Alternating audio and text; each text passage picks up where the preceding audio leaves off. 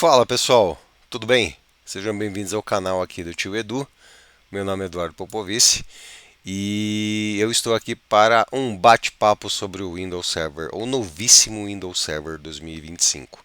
Toda vez que a Microsoft lança um novo sistema operacional direcionado a servidores, eu e outros profissionais acabamos pegando, baixando, instalando e se divertindo com esse sistema, conhecendo as novidades, conhecendo ali os requisitos, né? Maneira de lidar com esse sistema operacional. A ideia desse bate-papo de hoje é comentar algumas mudanças desse sistema operacional, falar sobre os requisitos de instalação e mostrar, dentro das boas práticas, como você instala ele em uma máquina virtual, ou para colocá-lo em produção, em atividade no dia a dia, ou para que você crie o seu ambiente de estudos. Bora lá? Vamos conhecer um pouquinho desse sistema operacional que está sendo anunciado e que está causando uma tremenda bagunça na comunidade técnica, por assim dizer, né? Uma nova versão de Windows, uma nova versão de esquema de Active Directory, novos recursos, tem recursos saindo, coisas antigas que nós já víamos que não eram mais tão utilizadas, realmente estão sendo removidas. Ou seja, muita novidade bacana em relação a esse sistema operacional. Vamos começar a bater um papo sobre o assunto. É bem um bate-papo mesmo, uma coisa bem descontraída, com um laboratóriozinho no final para quebrar aquele gelo da parte teórica, tá bom? Bora lá! E começando pela base, vamos falar do requisito de hardware do Windows Server 2025. Aqui a gente não tem segredo, tem uma página de documentação no Microsoft Learning, pela Microsoft mesmo, tá? Que dá ali os requisitos. Existem 4 elementos que precisam ser considerados quando você pensa em instalar o Windows Server, sempre observando CPU, memória, armazenamento e rede. São estes 4 elementos que precisam ser sempre observados em questão de compatibilidade, tá? Então, por exemplo, o Windows Server 2025 ele suporta processadores de 1.4 GHz de 64 bits, ou seja, desde os mais antiguinhos até os mais novos, né? Pensando aqui no caso de geração de processadores, você tem ali várias gerações, 5, 6, 7, enfim, que atendem a esta informação de requisitos. Você pode usar ali no seu Windows Server. Você ainda tem a possibilidade de baixar um software chamado Corinfo, que está presente lá no ambiente de sysinternals da Microsoft e permite que você consiga validar o seu processador. Eu até baixei ele aqui para fazermos um teste, fazermos uma brincadeira. O Corinfo ele é um aplicativo que está lá na página do Learn também, tá vendo? Ó?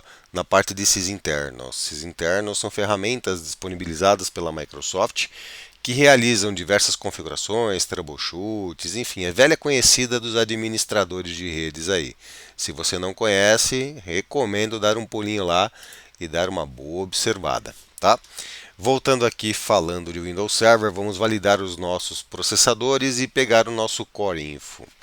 Depois que você faz o download do Core Info, é só ir até a pasta onde ele está e digitar Core Info. Só isso. Quando você pressiona o Enter, ele gera uma série de validações, ou seja, um relatório completo do teu processador, tá vendo? Ó? Com a geração, o tipo de processador, a família dele, coloca ali informações de hyperthreading, de user mode, fala qual é o suporte a tecnologias que ele tem embarcado, enfim. Ele faz uma validação completa. Ele traz todo um histórico de tecnologias embarcadas do teu processador.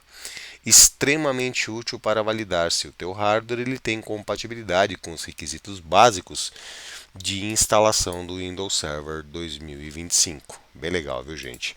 Trabalhar com o Core Info, ele é extremamente leve, fácil e prático. E detalhe, não exige instalações complexas, ou seja, é fácil, funcional e não causa nenhum mal para o teu equipamento. Existe ainda uma outra maneira de validar de forma bem superficial o hardware, tá? Deixa eu abrir aqui meu prompt de comando. E o prompt de comando nós faremos o seguinte: System Info. O meu System Info é como se fosse o MS Info 32, só que na versão prompt de comando, tá?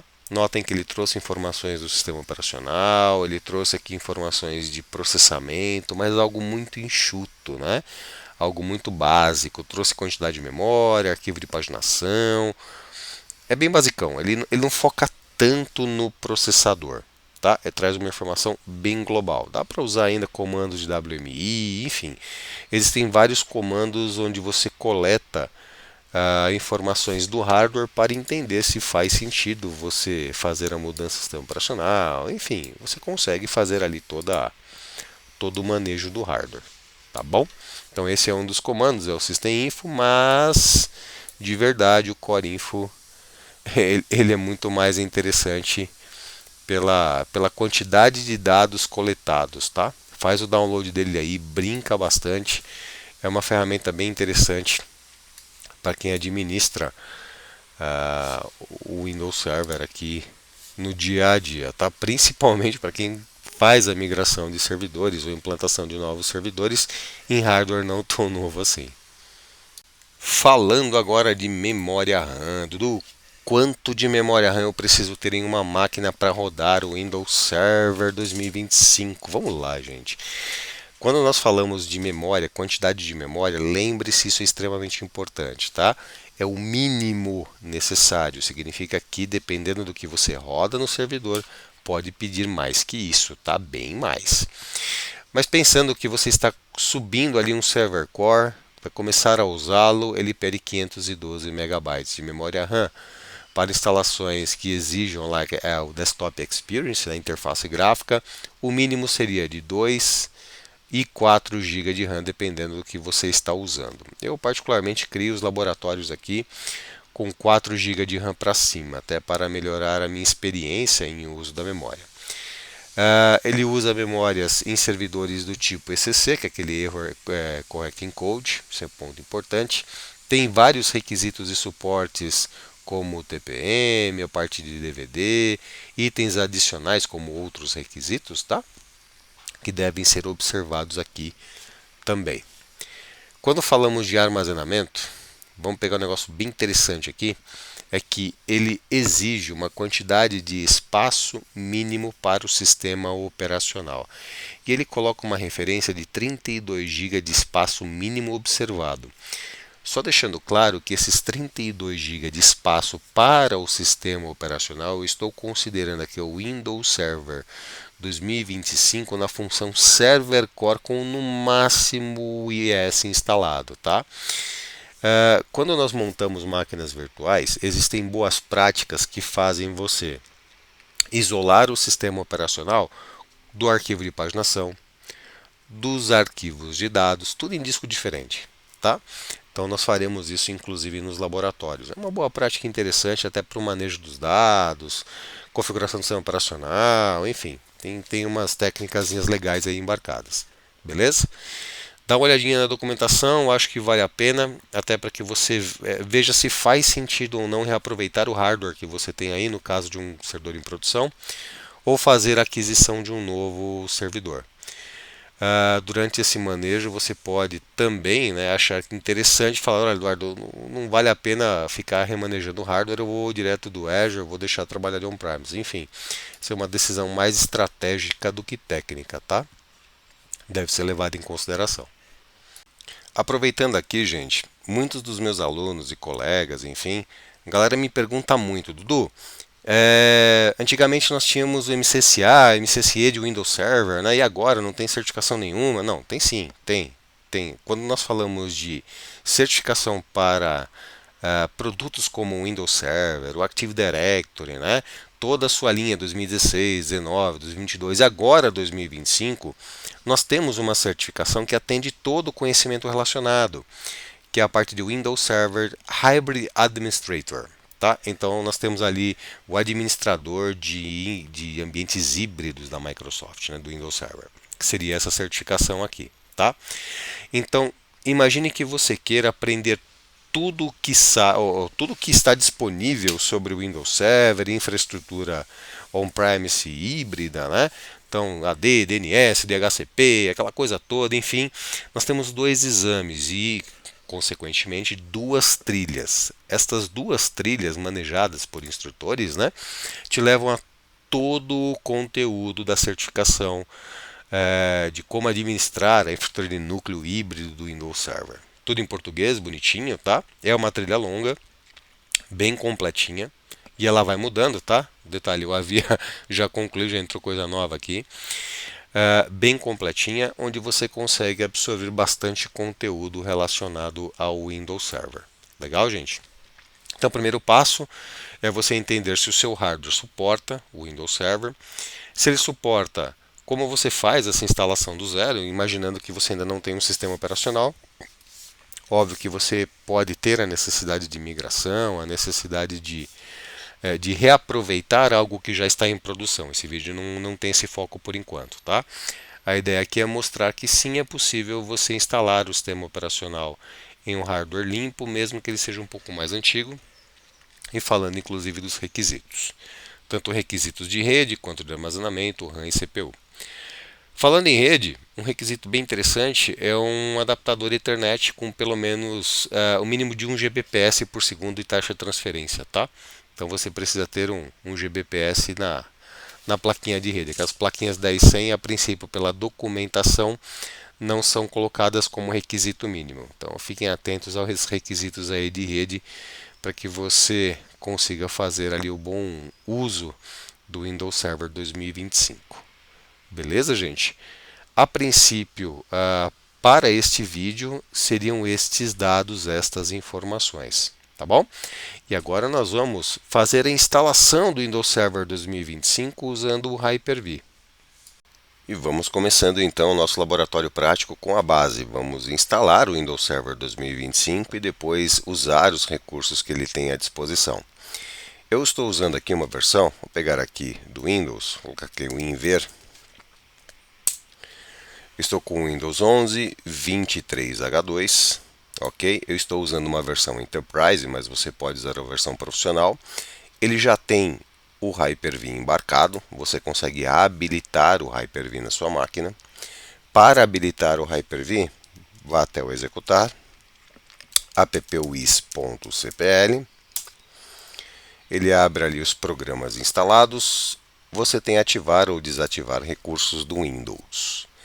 Nesta janela, exatamente nesta janela, você tem ali a configuração do Hyper-V. Você pode habilitar todos os itens, lembrando que o seu hardware, a sua máquina, deve ser compatível com a hipervisão, com a virtualização, tá bom?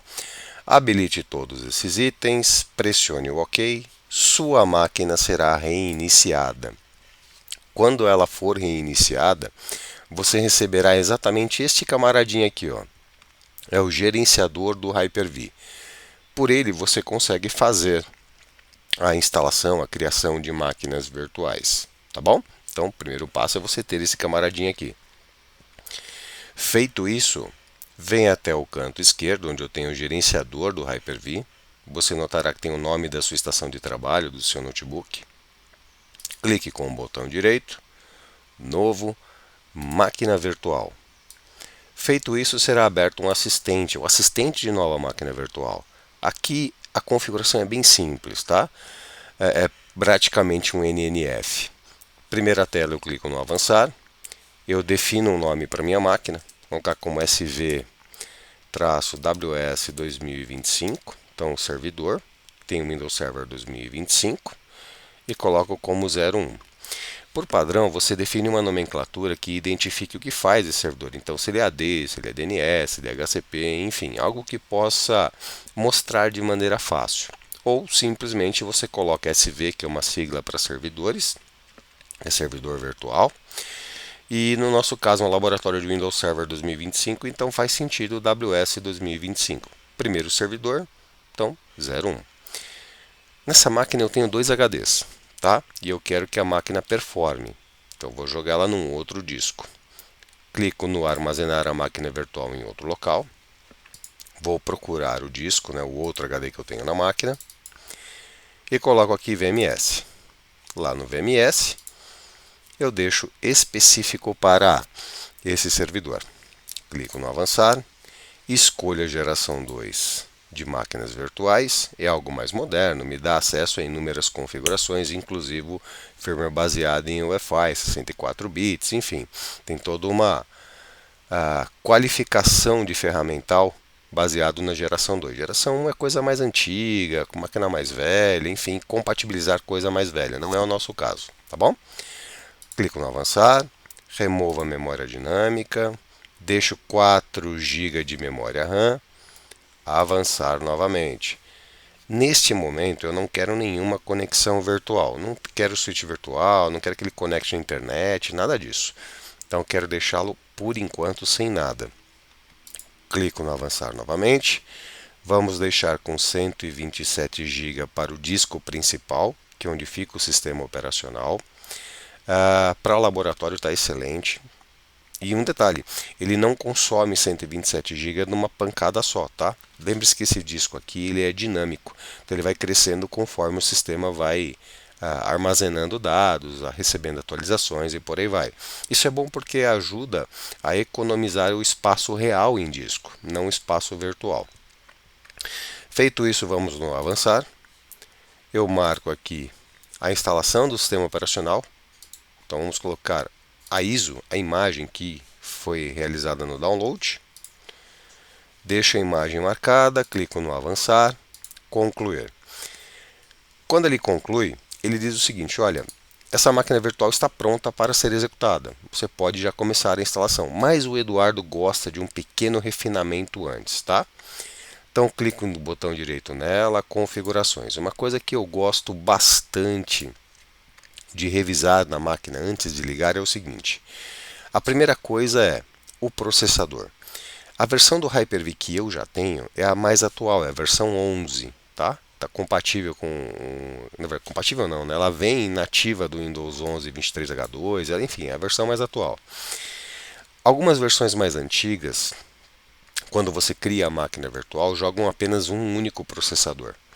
Então isso pode causar algum tipo de inconsistência quando você tenta instalar o Windows 11 na forma virtual, até o mesmo Windows Server na forma virtual.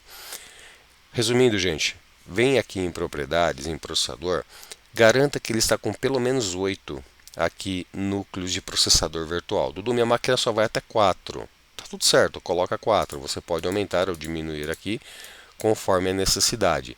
Lembrando que isso depende muito do hardware que você tem. Então, se a sua máquina, se o seu notebook for um notebook bom, com muitos núcleos de processamento, geração mais atual, você notará que o número de processadores virtuais aumenta. Então, você pode usar mais processadores virtuais.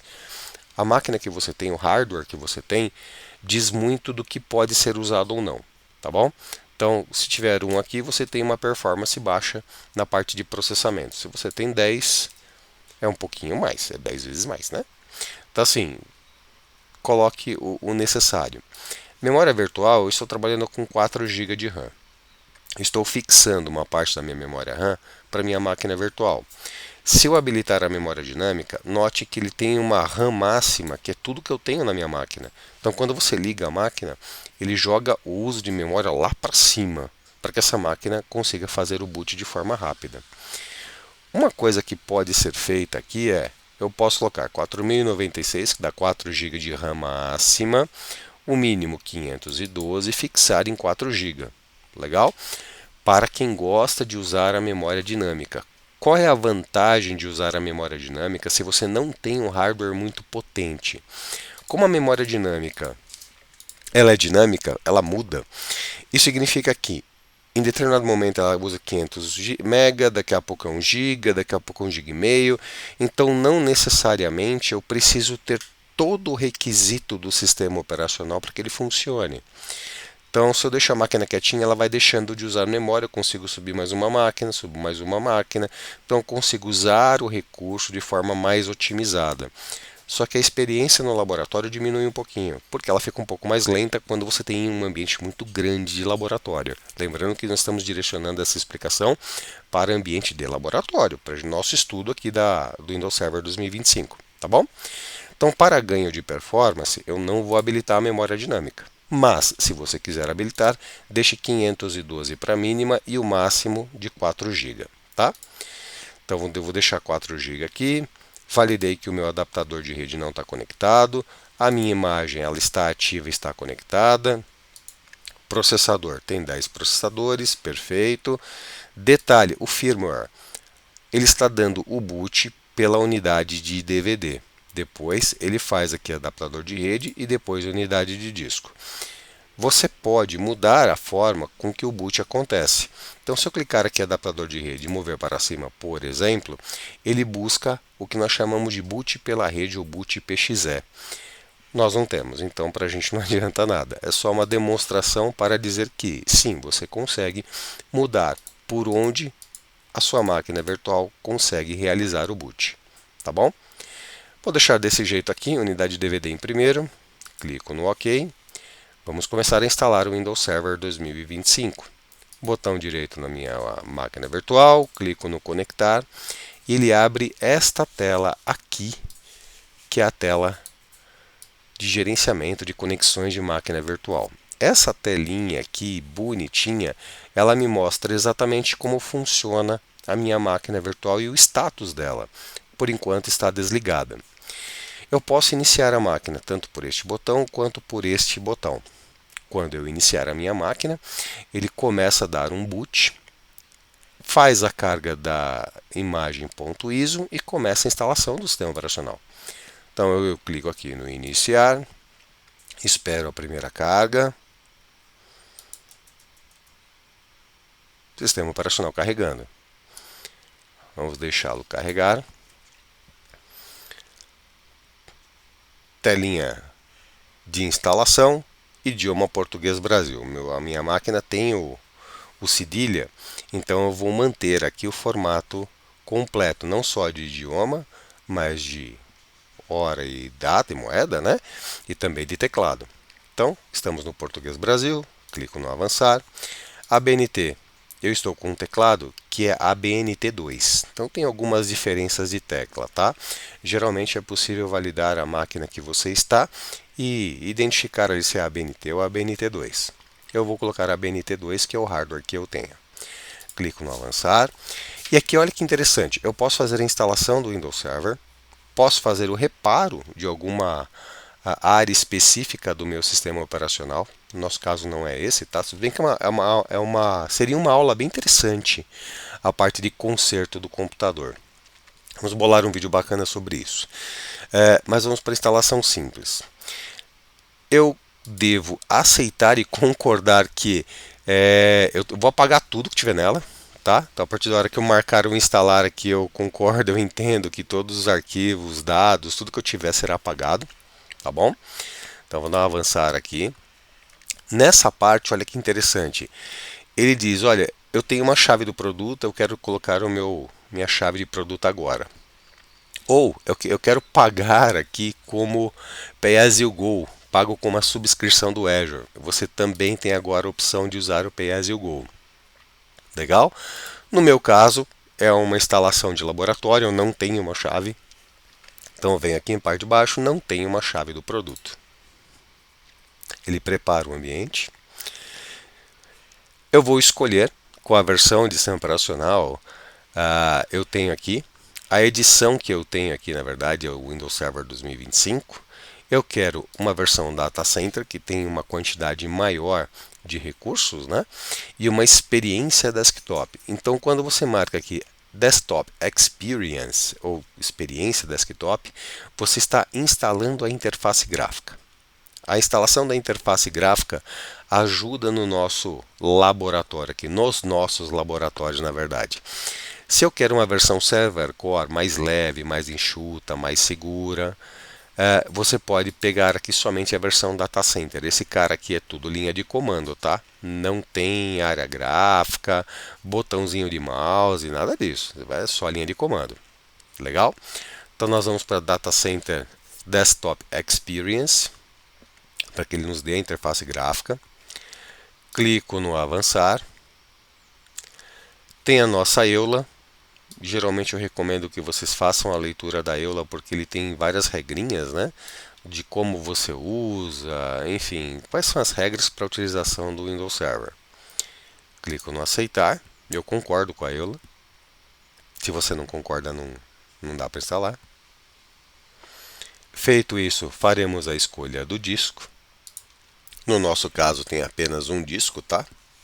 Depois nós vamos adicionar novos discos aqui e separar o arquivo de paginação, os arquivos de dados, né? Mas inicialmente o disco de sistema operacional está disponível. Clico no avançar.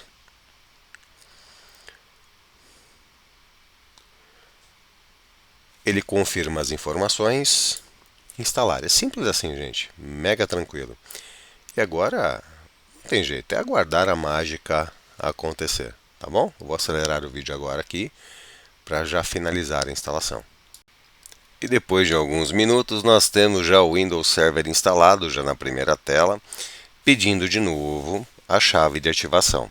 No meu caso, eu quero fazer isso mais tarde. Vamos colocar uma senha e lembrando que é uma senha de laboratório. Eu gosto da senha 1, 2, 3, mudar cifrão com M maiúsculo, desse jeito. Mas lembra, laboratório, tá, gente? Mundo real isso aqui não pode. Vamos repetir a senha e clicar aqui no concluir. Feito isso, o Windows Server está pronto para o nosso uso de laboratório. Vou clicar no OK. Ele faz a carga de conexão de máquina, já traz o nosso usuário administrador. 1, 2, 3, mudar cifrão. Eu já tenho acesso ao Windows Server dentro do meu computador físico. Em outros vídeos eu mostrei como fazer toda a ambientação, toda a estrutura lá no Microsoft Azure, usando os recursos disponíveis no Azure. Aqui nós já vamos usar ele dentro da nossa máquina. Fica mais simples dos laboratórios. Clico no apenas obrigatórios, aceito. E nós temos já a carga do Windows Server 2025, logo com a tela inicial. E olha que bacana, ele já traz um informativo aqui, dizendo, olha, experimente o Azure Arc. Então ele já vem nativo aqui, ó, uma conexão ou disponibilidade de uso com o Admin Center e o Azure Arc. Vou só fechar o anúncio e já tenho ele disponível e pronto para os nossos laboratórios e as nossas configurações. É bem simples, né? Então acho que o primeiro passo legal aqui para que você consiga desenvolver o aprendizado com o Windows Server 2025, testar as novidades, testar os recursos novos e toda a possibilidade de configurações, é você ter ele instalado, você ter ele configurado. Nós vamos fazer mais dois itens agora aqui. Eu vou fechar essa máquina. Eu vou adicionar dois discos. Então, vamos ao nosso servidor, botão direito, configurações. Dudu, por que você adiciona dois novos discos? O que o Eduardo gosta de trabalhar no mundo real, principalmente quando nós temos storages, no que nós chamamos de ambiente on-premise? Eu gosto de separar o sistema operacional do disco de dados e do disco de paginação, dos arquivos de paginação. Por que nós fazemos isso? Ganho de performance, segurança de backup de dados, entre outras informações. Nesse laboratório que eu estou construindo, pode ser que esse servidor seja um AD, seja um DHCP, seja um servidor de arquivos, né? Nós vamos falar de como os servidores de arquivos evoluíram da versão SMB para a versão Quick SMB agora. Enfim, eu posso querer brincar de várias formas. Então, é de bom senso separar o sistema operacional dos dados do arquivo de paginação. Vamos ali em controlador SCSI, eu vou adicionar um novo disco, vou colocar como novo. E aqui, gente, olha que bacana, olha que legal. Eu quero uma expansão dinâmica com o nome do disco. Eu posso escolher aqui, por exemplo, detalhe, eu sempre tento manter ali o início, tá? Então, o nome da máquina é SVWS 2025-01, então eu mantenho da mesma forma. A única coisa é que eu incluo o item dados. Legal? Para que você saiba que é do mesmo servidor. Olha que legal aqui, não sei se vocês se lembram, eu havia salvo o disco da máquina, do sistema operacional, lá no F. Aqui ele me permite escolher um outro disco físico diferente. ou seja, só aqui eu já ganharia performance. Mas vou colocar no mesmo lugar, vou marcar ali o F dois pontos, né? Opa, cadê meu disquinho aqui? Este computador, F dois pontos, VM. Eu tenho lá hard disks e eu vou deixar ali dentro. Pronto. Então vou deixar na minha pastinha. Vou até copiar esse caminho, vou acabar usando de novo. Clico no avançar. Eu vou colocar como 300 GB, só para separar mesmo, tá? Então aqui seria como se fosse uma área de dados apartada. Tudo que eu quero fora do sistema operacional entra no disco de dados. Avanço, concluo. Está lá o meu disco de dados. Vou aplicar. Então, a partir de agora, esse disco já foi apresentado para o sistema operacional. O detalhe importante, eu não reiniciei o sistema operacional, não desliguei a minha máquina virtual, eu consegui apresentar esse disco aqui a quente. Por quê? Porque eu estou usando a geração 2 de máquinas virtuais. A geração 2 do Hyper-V, ela permite controladores SCSI. Esses controladores SCSI são o tipo de tecnologia chamada de hot swap, ou sacada a quente, ou colocação a quente. Então eu consigo adicionar e remover os discos sem ter que desligar a minha máquina virtual. Isso é bem legal.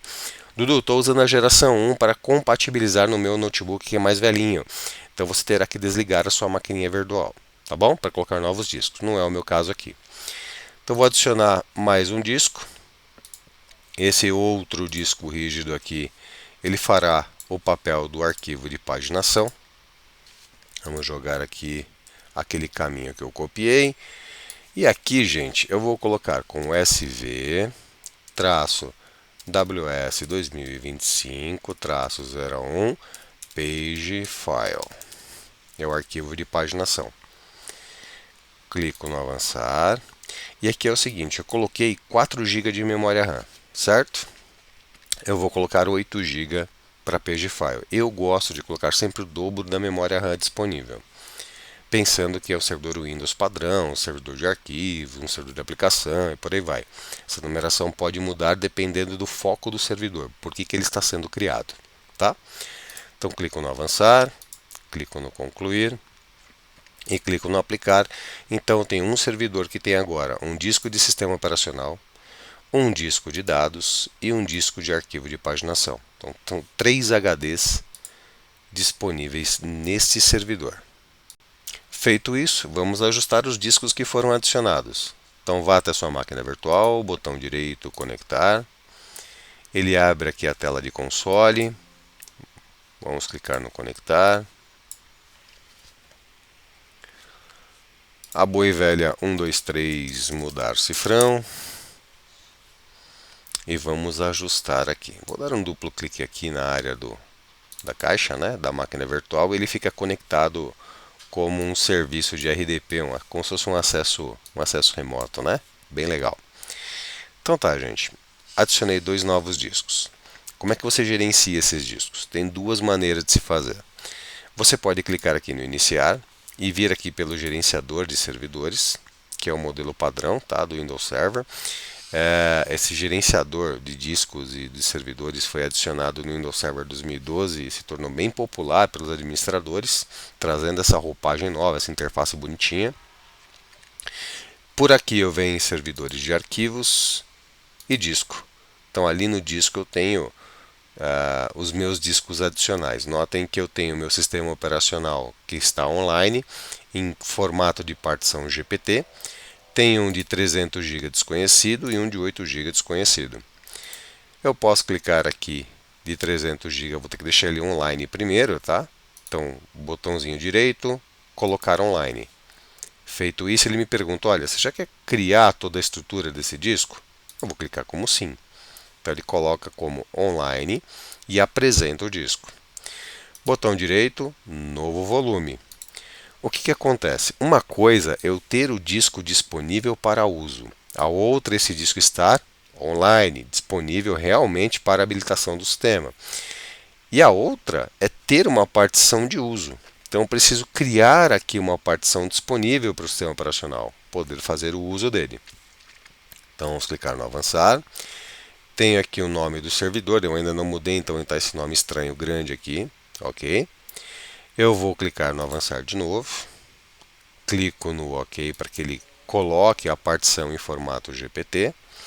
Ele me dá a capacidade total do disco. Neste momento eu vou clicar no avançar apenas. A letra da unidade é E, dois pontos. Eu vou mudar aqui, ó, para qualquer outra letra, tá vendo? Ó? Então eu consigo mudar aqui a letra. Vou colocar aqui, por exemplo, F, tá? De file, de arquivos, enfim, né? Vou deixar como F, clico no avançar. Quero colocar um nome para essa partição, devo, né? Colocar partição de dados, ou de files, né? Files, para arquivos. Vou colocar em letras maiúsculas. O sistema de arquivos eu vou deixar NTFS mesmo. Eu tenho basicamente o Razor FS e o NTFS. Deixa NTFS por enquanto, depois a gente entende o que é esse Razor FS. Legal? Clico ou melhor no avançar e o criar. Então aqui eu tenho toda a criação de partição de disco, apresentação de disco, inicialização de disco.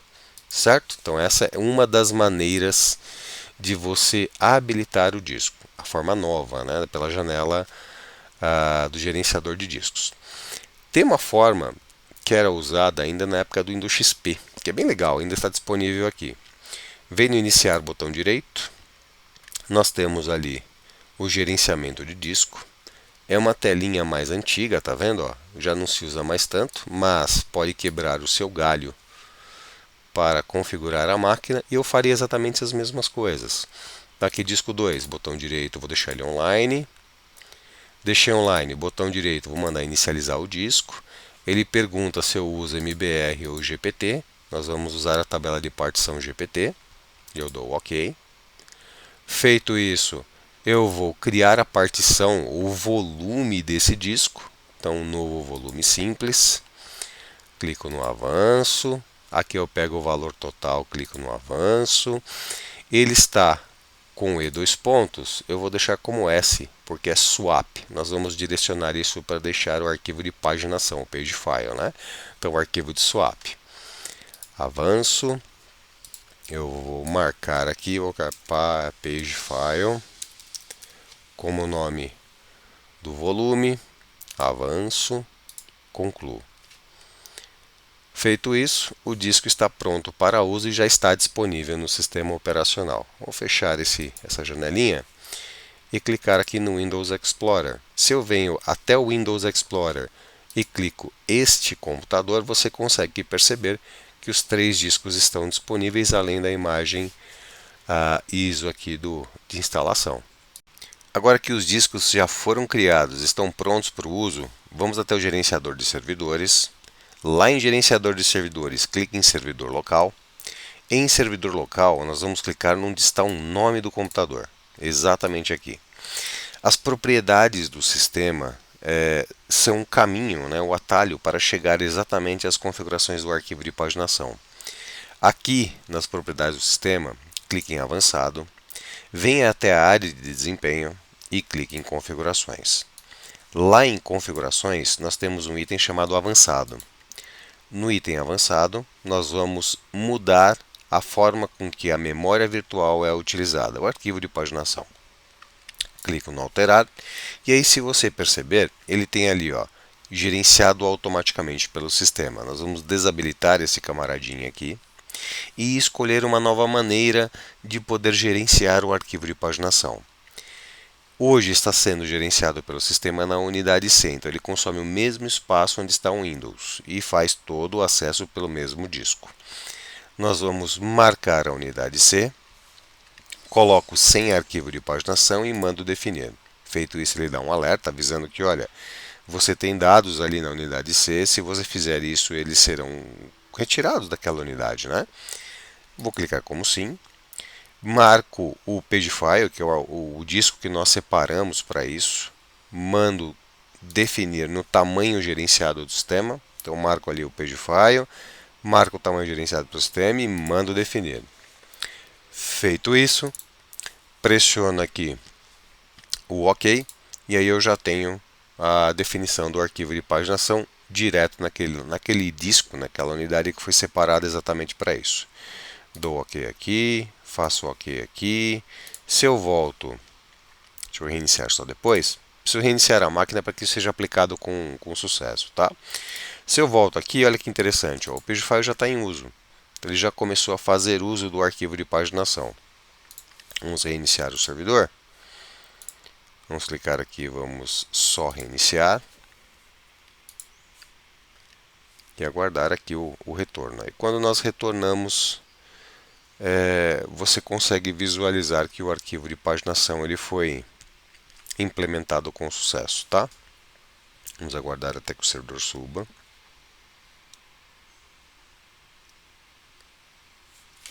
Então, 1, 2, 3, mudar cifrão.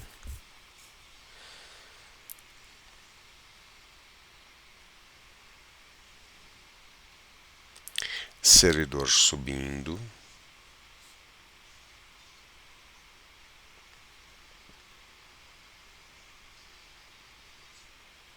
Se eu clico agora no Windows Explorer,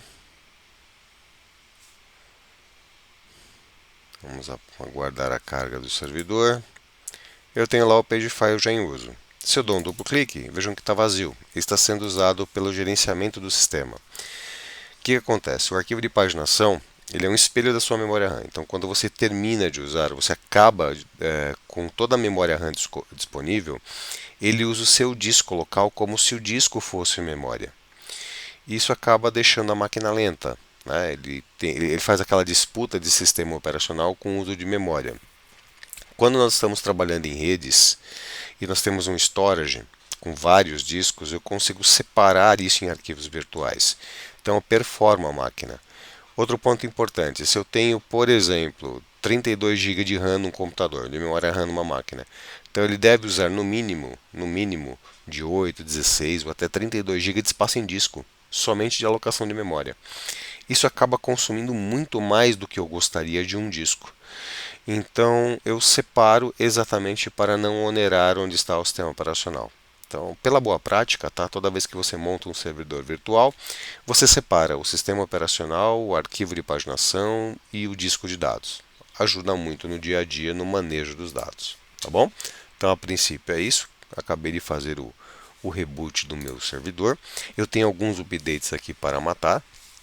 Até aproveitando, eu conectei essa máquina virtual a um switch virtual default do Hyper-V para que ele fizesse o update. Então, para que você comece o seu laboratório, faça a instalação do Windows e tudo mais, é importante que ele esteja atualizado, tá? Um detalhe importante sobre a atualização desse sistema operacional. Deixa eu restaurar a máquina aqui. Vou tirá-lo da tela rapidinho. E vamos até a máquina virtual que está aqui no Hyper-V. Vem com o botão direito em cima dela, clique em configurações. E ali, deixa eu tirar aqui meu quadrinho. E ali, olha que bacana, olha que legal. No adaptador de rede, eu tenho um switch default. Esse switch default é uma conexão direta da internet com a sua máquina e as máquinas virtuais. Você usa esse camarada, ou nós faremos uso desse camaradinho aqui, apenas para atualizar a minha máquina virtual antes de começar os laboratórios. Boa parte dos laboratórios envolvem a criação de AD, de DNS, de HCP, então não é interessante que você use sua rede real. Num ambiente de produção, deve-se tomar todo o cuidado possível quando você faz testes, para não tirar nada do ar, nada que já está funcionando, tá bom? Então aqui eu estou usando o Default Switch apenas para manter a minha máquina virtual atualizada, apenas para isso. Clico aqui no símbolo do Windows, vem em configurações, vamos até o Windows Update e ali eu tenho uma série de updates que estão sendo instalados até para que a máquina fique íntegra, né? Então vamos lá, gente, máquina atualizada, tá? Windows tem que estar atualizadinho, bonitinho, ok? Para qualquer laboratório, inclusive mundo real. Máquina atualizada é a chance menor ainda de qualquer tipo de problema, invasão e por aí vai, tá bom? Então basicamente é isso. A ideia é que vocês façam a instalação do Windows Server 2025, preparem um ambiente de laboratórios e no decorrer dos vídeos que eu pretendo ir criando, nós vamos criar os ambientes, subindo máquina, fazendo configurações. Então, a primeiro momento seria isso, tá? Você sobe uma máquina para testes, para brincar, enfim. Conhecer mais o Windows Server 2025. Legal? Espero que vocês tenham gostado do vídeo. Deixa o like de vocês aí. Um forte abraço e a gente se vê no próximo vídeo.